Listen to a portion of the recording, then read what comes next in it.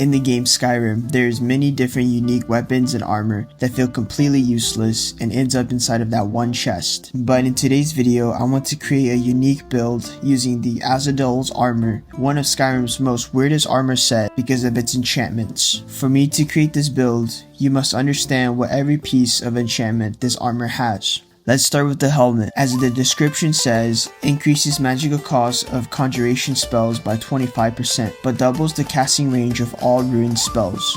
So the helmet makes all your conjuration spells cost more, while giving us more range to ruins. The enchantment on the chest piece says, gives enemies a small chance to paralyze when they strike you with melee attacks. That's pretty self-explanatory. So for the gauntlet, your wards are 25% worse and cause wards to absorb half of the magic from spells cast against you. Basically, every time your wards get hit, a portion of the damage gets turned into magicka. Lastly, we have the boots. Allows you to walk on the surface of water. That's pretty self-explanatory as well. So the first initial thought is a Ruin Mage build, but considering that ruins don't scale very well late game, this is out of the question. The next best thing is maybe a Battle Mage with one-handed weapons, with restoration and destruction magic on the left hand. I mean, it's almost perfect considering you become slightly tankier than a Ruin Mage, and it scales a little bit better late game. The only problem is that you have to become a hybrid build, focusing on magicka, health, and stamina, making it early game extremely difficult, especially if you're playing on legendary difficulty. So you're wondering, what build could possibly have the best synergy to this armor? Well, I have that answer. Two-handed warrior build. Yep, you heard me. How is a warrior build supposed to synergize with ruin magic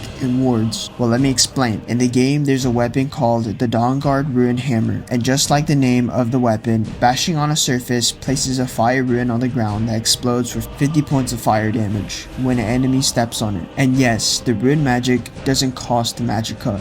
Instead, it costs stamina. So this means you don't have to split your points into magicka and become a hybrid build. You only need to focus on health and stamina instead, just like what every warrior build is.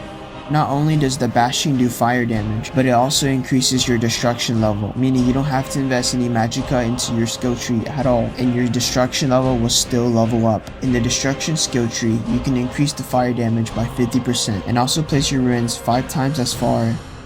And yes, this works with the helmet, so it pretty much doubles the ruin placement as well, getting you the furthest ruin placement range you can possibly get in vanilla Skyrim. I'm not done yet, because a couple of years ago, Skyrim came out with a free update, giving players the ability to fish and play on survivor mode. When you fish, you have a chance of getting 9 unique rings, and if you're wondering why I'm bringing this up, because there's a unique ring that literally gives you a ward without casting anything or costing anything. It's called the Warlock's Ring. It provides you a 5% movement speed, 5% health regeneration, and automatically casts a 25-point magic ward whenever you block. This means that you'll never have to cast a single restoration spell to get a ward up, and it also synergizes really well with the gauntlet, giving you spell absorption whenever you block.